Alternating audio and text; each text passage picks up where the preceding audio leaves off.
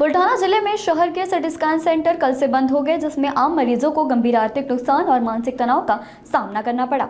यह समस्या कृष्णा डायग्नोस्टिक नामक निजी कंपनी के कारण हुई है, जिस पर राज्य के 74 करोड़ रुपए बकाया है। खामगांव, शेगांव और बुल्ढाना में स्थित सिटी स्कैन सुविधाएं बंद हो चुकी है। इसके अलावा MRI केंद्र भी पिछले 6 महीने से केवल अनुमति न होने के कारण बंद है। इस वजह से मरीजों को, खासकर महिलाओं को, सिटी स्कैन, MRI और सोनोग्राफी सेंटर से लाभ नहीं मिल रहा है। नाही, आमच्याकडे खामगाव, शेगाव आणि बुलढाणा जनरल हॉस्पिटल येथे सिटी स्कॅन सेंटर्स आहेत, परंतु आम्हाला 2/12 रोजी जे काही कृष्णा डायग्नोस्टिकनं जे काही लेटर दिलेलं आहे त्याने आम्ही सर्व्हिसेस तात्पुरत्या स्वरूपामध्ये आम्ही बंद करत आहोत असं लेटर दिलेलं आहे।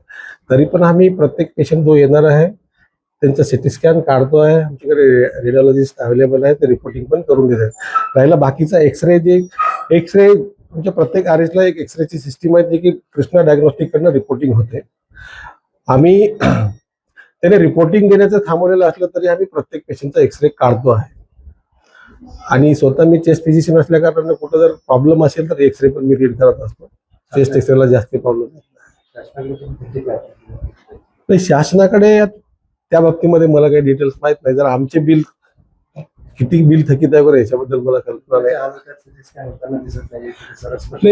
पण त्याच्यामध्ये साहेब तसे त्याने लेटर दिलेलं आहे, तरी लवकरात लवकर आम्ही बोलून वरती संबंध साधून लवकरात लवकर सुरू करू।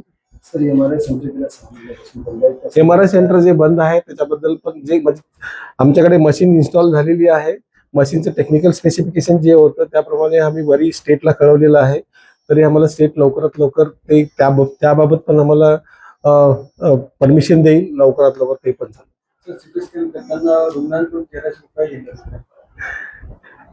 नाही। त्याच्यामध्ये आमच्याकडे जो रुग्ण गव्हर्नमेंट हॉस्पिटलमध्ये सिटी स्कॅन करण्यासाठी येतो त्याच्याकडनं आम्ही कुठले पैसे आकारत नाही। जर एखादा रुग्ण प्रायव्हेट मधून आलेला असेल तर ते नियमानुसार जे काही ते नियमानुसार कार्यवाही केली।